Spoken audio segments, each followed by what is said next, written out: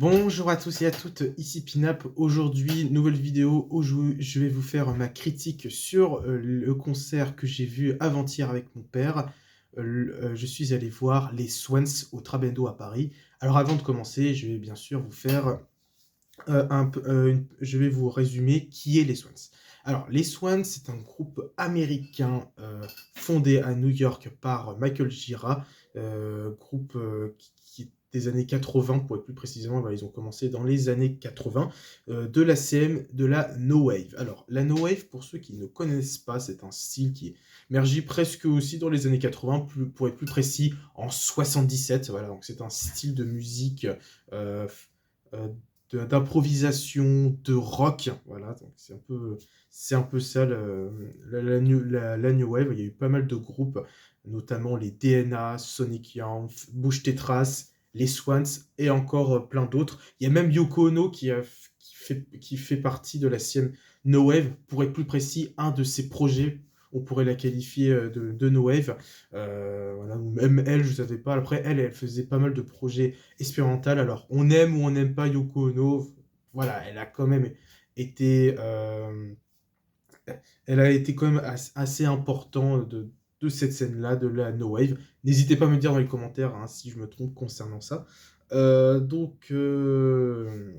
et en partie, je vais vous citer quelques groupes. Hein. N'hésitez pas à me dire vos groupes préférés de la No Wave ou projets préférés de la No Wave, hein, que ce soit EP, album, single. Dites-moi quels sont vos projets préférés que vous trouvez trop sous-estimés. Hein. Bon, bien sûr, ce style s'est propagé, je pense, dans plusieurs pays, si je ne me trompe pas, en Angleterre, je pense, France, Italie, voilà. N'hésitez pas à me dire vraiment quels sont vos projets favoris que vous aimeriez faire découvrir à ma communauté dans les commentaires. Donc voilà, les Swans sont un groupe important de cette scène-là. Ils ont commencé à se faire connaître dans les années 80. Voilà, ils se sont implantés dans les années 80, notamment par leur premier album Feels, qui est sorti en 1983. Alors je vous l'appelle F-I-L-T-H, qui veut dire saleté. Alors déjà, la pochette est complètement culte, hein, donc pochette noire et rouge. Si vous faites des recherches, vous allez voir que c'est assez spécial, c'est assez crade même. Quand je vois cette pochette, je passe pas l'impression d'être dans un endroit forcément très, très sain. Mais la particularité de cette pochette, c'est qu'on voit des espèces de dents. Et en fait, ça provient euh, d'une radio chez un dentiste qui a fait, ou a été une des petites amies d'un des membres du groupe. Et cette petite amie, enfin, un des membres du groupe a décidé que ce soit la pochette. Alors, je sais pas si c'est Michael Gira qui a décidé que ce soit la pochette ou un des membres, mais voilà, donc ça provient d'une radio d'un dentiste. Et merci à la petite amie d'un des membres d'avoir eu l'idée, car je trouve cette idée géniale et minimaliste. Alors, l'album en soi, je suis pas fan. Voilà. Les débuts des Swans, c'est pas trop ma cam, j'avoue, c'est pas trop mon truc.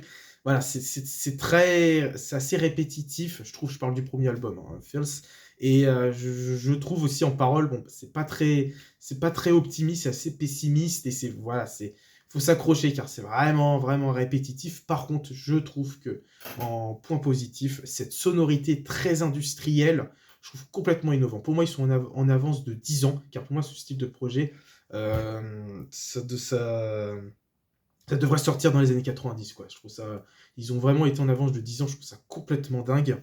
Et puis, au fur et à mesure des années, ils sortiront des projets qui deviendront, je trouve, de plus en plus accessibles, notamment en 87, avec, je trouve, un des premiers succès. Enfin bon, même si je trouve que Phil, c'est quand même déjà un gros, enfin, un des premiers albums qui se font déjà un peu plus connaître, voilà, qui se sont fait un peu, qui se sont implantés. Désolé si je bégaye, excusez-moi, mais je trouve que l'album où je trouve que bah, il y a l'essence des Swans, je trouve, où on ressent que c'est eux, c'est avec l'album Children of God. Voilà. N'hésitez pas à me dire ah non, c'est plutôt celui-là, c'est plutôt Young God, pardon, qui était un album qui est un EP ou un album qui est sorti en 84 qui deviendra le nom du label des Swans, Young God, voilà tout simplement. Et voilà, au fur et à mesure des années, dont les années 90 que je trouve Et peut-être la meilleure période des Swans, tout simplement. Il y a eu des super projets. Il y a eu le cultissime Soundtrack for the Blind, que je vous ai déjà présenté dans mes derniers achats d'été, dans mes premiers derniers achats d'été. N'hésitez pas à aller voir quelle vidéo c'est. Je ne sais plus si c'est la première ou la deuxième. Voilà. N'hésitez pas à aller voir. Donc c'est un projet complètement ambiante, folk. Voilà, au fur et à mesure des années, ils s'orienteront plus dans de la folk, dans de l'électro, de la prog, dans du rock bien assez garage, j'ai envie de dire. Je peux me tromper encore un peu, mais je trouve il y a certaines sonorités voilà, quand même garage assez répétitifs, mais qui deviennent de plus en plus gros, qui prennent de l'ampleur, c'est un truc de malade.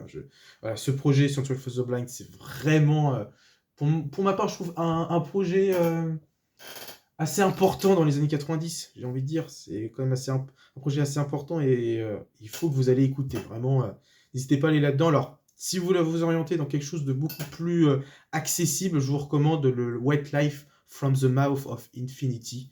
Projet complètement là, assez new wave, je trouve. Enfin, cold wave, pour être plus précis.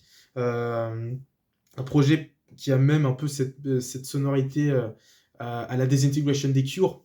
Voilà, je me demande s'ils ne sont pas inspirés parce que clairement, c'est des sonorités très froides, c'est ces espèces de batteries. Enfin, il y a quand même un côté très Disintegration dedans, mais c'est pas, vous n'allez pas réécouter une deuxième fois Disintegration dedans. Hein. Vraiment, c'est beaucoup plus acoustique, c'est beaucoup plus accessible. Mais c'est vraiment aussi un projet très culte. Il y a le morceau Blind que je trouve magnifique. Voilà, donc c'est vraiment un album assez intéressant. Donc, alors il faut savoir qu'aussi ce groupe, les membres ont beaucoup changé dans les différentes années qui vont suivre. C'est un truc de malade. Bon voilà, Michael Gira en tout cas, c'est vraiment le membre principal et qui restera durant le groupe. Et voilà, donc c'est ça les Swans. Alors ils ont arrêté de jouer dans les fins années 90, en 97 pour être plus précis. Michael Gira sortira aussi des albums solo, notamment un en 98 que j'ai découvert récemment, c'est The Body Lovers, où on voit une espèce de tête de cochon. Alors littéralement, quand j'ai vu la pochette, je me suis dit, tiens, ça ressemble un peu aux Swans. Quelle coïncidence, c'est Michael Gira derrière ce projet. Et l'album s'appelle The Body Lovers, Body Haters. Voilà, aussi un projet intéressant, je l'ai trouvé plutôt cool. Et en fait, ils se reformeront dans je dirais, fin année 2000, 2010, où là, littéralement, certains considèrent que c'est la meilleure période des Swans. Je suis pas tout à fait d'accord. Pour moi, les années 90, je trouvais qu'ils sont sortis des super projets, même si, voilà, il y a eu des projets comme To Be Kind, qui est très bon, enfin, pour eux, est très bon. Moi, j'adore Screenshot, j'avoue, Screenshot est excellent. The Glowing Man, The Seer aussi, The Seer, avec le morceau 93 Avenue Blues que vous avez vu dans ma playlist, qui est complètement sombre. Il faut savoir que pour l'anecdote, Michael Gira, donc, quand il a vécu à New York dans les années 80, je crois qu'il vivait dans les quartiers très chauds de New York, voilà, les quartiers qui craignaient. Il y avait beaucoup de dealers de drogue, je crois de fusillades, surtout à New York dans les années 80, ça craignait un max. Bon, maintenant, aujourd'hui, à ce qui paraît, c'est beaucoup plus tranquille. Alors, n'hésitez pas à me dire aussi dans les commentaires si vous êtes allé à New York, si c'est beaucoup moins, moins violent, si c'est plus violent ou moins violent que dans les années 80. Donc, il a vécu cette période, enfin, cette période, ouais, il était dans ces quartiers-là, et je pense que ça l'a dû bien marquer, et il a essayé de le retranscrire avec ces espèces de bruits de strident, de violon. Alors, moi, j'ai vraiment l'imagerie que ces bruits de violon, c'est un peu les sirènes de police, et à un moment, on entend des espèces de batteries complètement énervées de guitare, et c'est un peu une espèce de fusillade qui est en train d'éclater. Enfin, c'est un projet complètement fou. Voilà, The Seer, c'est un de leurs projets aussi très connus, et là, ils ont ressorti un album cette année, Birthing, que j'ai trouvé très bon. Vraiment, là, oui, clairement, j'ai beaucoup apprécié. Voilà, hâte de voir qu'est-ce qu'ils vont sortir encore dans l'année prochaine ou dans 2 ans, que sais-je. Voilà, vivement qu'ils reviennent très, très récemment parce que il y a eu aussi l'année dernière The Beggars que j'ai pas écouté, album sorti en 2023 qui a l'air, je sais pas s'il a l'air bien, mais bon, j'ai écouté brièvement quelques passages, ça a l'air pas si mal aussi. Bon bref, voilà, je vais m'égarer, là je suis en train de m'égarer, mais voilà, donc Swans, ce que vous avez vu, c'est un groupe ça fait un moment qui sont là.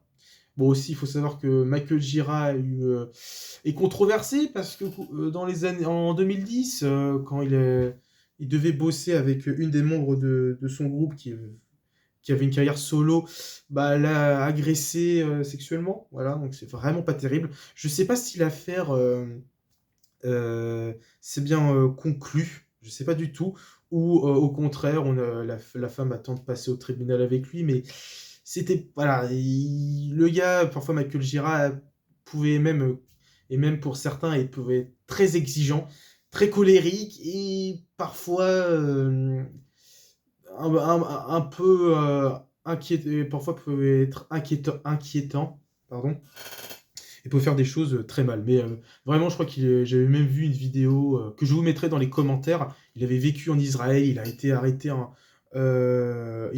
parce qu'il consommait, enfin il vendait du hashish, je crois que c'était interdit, il était allé en prison. Voilà, c'est vraiment un sacré personnage, ce mec que je dirais. Même parfois, j'avais entendu dire, sur, le subreddit des Swans qu'il, parfois, frappait, certaines fois le public. J'avais même vu une vidéo comme quoi il tenait les cheveux et secouait violemment la tête de quelqu'un. Il aimait pas dans leur live, leur particularité, c'est que tu pas forcément, beaucoup de vidéos parce qu'ils aiment Michael Gérard n'aimait pas qu'on filme. Voilà, il n'aime pas qu'on filme. Il y a eu, je crois, des engueulades avec le public. En plein milieu, il s'est arrêté de jouer, il a engueulé le public. Voilà. C'est vraiment un drôle de personnage, Michael Gira. Mais voilà. Donc, voilà, désolé si je me suis un peu égaré, mais je vais reprendre là où on était. Donc, vient le concert au Trabendo à Paris. Alors, avant de jouer, il y a eu une première partie. C'est la première partie, c'est Jessica Mouse qui a joué, une artiste canadienne qui normalement faisait partie d'un groupe de post-punk, si je dis pas de bêtises. C'est le groupe, alors, n'hésitez pas à prendre note parce que c'est vraiment un grand nom, ce groupe-là, c'est Street Silver Empty Zion Memorial Orchestra and Tralaland. Voilà, ça s'appelle comme ça ce groupe-là. Donc je répète, Street Silver Empty Zion Memorial Orchestra and Tralaland. Voilà, elle faisait partie de ce groupe-là. Et je crois qu'elle a décidé de quitter ou elle a décidé peut-être de s'éloigner. Et ce qu'elle fait, elle, c'est de la musique expérimentale, même si je trouve que c'est plus ambiante. Elle joue la particularité, c'est qu'elle joue avec un violon en faisant différentes, avec différentes pédales d'effet, de choses comme ça. Elle modifie son violon avec d'autres sonorités. C'est plutôt bon. Elle joue aussi avec sa voix, en mettant de la reverb, etc. Elle a joué, je crois, une trentaine de minutes. Alors, nous, on est venu un peu tard avec mon père parce que la, la, la, la salle s'est ouverte à 19h. A ouvert ses portes à 19h. Et donc, on a un peu vu. C'est plutôt sympathique. Moi, là, je suis en train d'écouter un de ses projets qui est sorti en 2021. Et c'est vraiment, vraiment bon. Vraiment, c'est très, très bon. Donc tu la vois avec des espèces de clochettes, genre, j'ai vu, elle essaie d'instaurer une ambiance, voilà. Elle essaie d'instaurer une ambiance avec des espèces de guirlandes par terre. Mais c'est assez intéressant, voilà, des longs nappes de synthé assez sombres. Voilà, tout le monde, il y avait pas mal de monde, était un peu hypnotisé dans ce projet-là.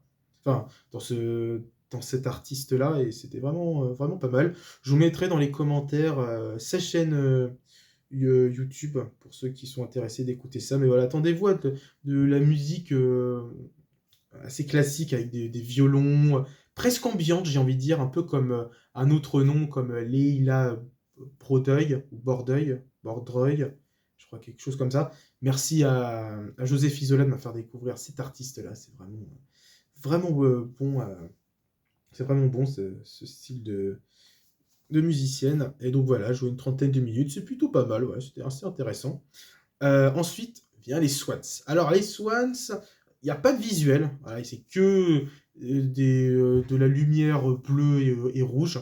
Voilà, donc ils sont venus, alors en tout ils étaient 6, je crois. Donc tu as Michael Gira au chant, à la guitare électroacoustique, deux qui s'occupaient, et donc j'ai encore oublié le nom. Je suis vraiment désolé, hein, j'oublie encore ce nom, mais vous voyez, cette espèce d'instrument avec des cordes où ils ont une espèce d'anneau avec un crochet où ils jouent, où il joue avec ses vibrations, pardon si je bégaye.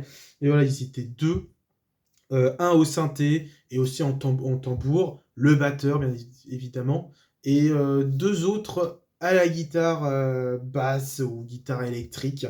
En tout, je crois qu'ils étaient 7 hein, en tout. Je me demande, mais ils étaient presque ouais, 6-7. C'est vraiment un grand groupe, quoi.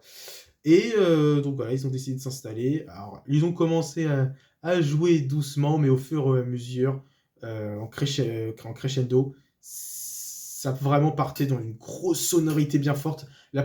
Particularité de ce groupe, c'est qu'ils jouent très fort. Voilà, ils jouent vraiment, vraiment, vraiment très, très fort. Prévoyez des boules qui, si vous les voyez sur un festival ou que sais-je, car vraiment, c'est vraiment du son bien fort. Alors, comme pour Tangerine Dream, voilà, eux aussi jouent assez fort, mais alors, eux, c'est vraiment un autre level, hein. Mais c'est vraiment incroyable, vraiment, tu te prends une claque. C'est vraiment, on était en transe, hein, c'était presque chamanique. Ce style de groupe, c'est excellent. T'entends des Michael Gira, voilà, avec sa voix reconnaissable, ça va complètement rock, avec des espèces de cris un peu, ouais, ouais, ouais, ils chantaient comme ça, un peu amérindien, j'ai envie de dire. Voilà, ils ont joué en tout 5 morceaux, j'ai vu la setlist après. Ils ont joué 5 morceaux, 2 morceaux inédits, euh, qui pourraient peut-être figurer dans un futur projet. On ne sait pas encore. Donc, pour le premier morceau, qu'est-ce que je peux vous dire? J'ai eu des images, voilà, j'avais l'impression d'être dans un désert western, voilà, avec une troupe de cow-boys sur leur cheval, complètement au galop. J'avais l'impression d'être dans un espèce de western mais à la sauce Swans, très cinématographique. Vraiment trans, t'as l'impression d'être dans les sabots des chevals en train de courir avec eux. Enfin, c'est vraiment une expérience complètement dingue. Voilà, qu'est-ce que je peux dire d'autre? Les morceaux s'enchaînaient plutôt bien. Mais c'est vrai que, comme je vous l'ai dit, Michael Gira, il pouvait être très colérique. Il y a des moments, il était assez exigeant avec son groupe. Voilà, par exemple, il y avait une question de reverb où il trouvait que c'était pas assez fort. Même il y a eu un extrait de lui où il voulait que la batterie sonne très fort et il insistait au batteur, ah, il sonne encore plus fort, bam, bam, bam, bam, pour que ce soit à sa vision, quoi, vraiment. C'est le cerveau et les autres, c'est les bras, mais c'est pas comme Thorsten de Tangerine Dream, hein. Voilà, Thorsten, c'était assez gentil, et il disait, allez, fais ça, fais ça. Lui, c'était plus fort, mais euh, il y avait notamment un des membres, j'ai oublié son nom, je crois Christophe, il s'appelle, qui s'occupait de tout ce qui était avec l'espèce d'instrument allongé avec l'espèce de vibration. Vous voulez vraiment que ça fait vibre très fort. Il a même pété 2 cordes. Il a dû changer. Vraiment, il était assez exigeant. Il voulait même presque faire exploser leur instrument pour que ça sonne vraiment fort, quoi. Voilà, c'est vraiment un gars spécial, hein. Oh, il était assez spécial. Michael Gira, il faisait parfois des signes avec ses mains. Il dansait un peu comme Tom York de Radiohead, notamment au deuxième morceau que j'ai pu filmer. Alors, je sais, j'ai pas le droit, mais je voulais quand même vous faire partager de ce que c'était vraiment les Swans. Je me suis pas fait attraper. Bon, il y avait juste un des fans, un du public qui m'a vu, qui m'a fait arrête de filmer. Bon, j'ai décidé d'arrêter. Je me suis dit, bon, j'allais me faire cramer, je pense. Mais on le voyait complètement danser, un peu comme Tom York. Même que ce deuxième morceau, pour venir là-dessus, il y avait un côté très The National Anthem de Radiohead. Vraiment, cette basse, voilà, tout ça, j'ai vraiment eu la sensation que ça sonnait The National Anthem de Radiohead. Une vibe, quoi. Une vibe, quoi. C'est complètement, complètement fou. Ensuite, ce deuxième morceau provient de l'album Birthing, leur dernier donc projet.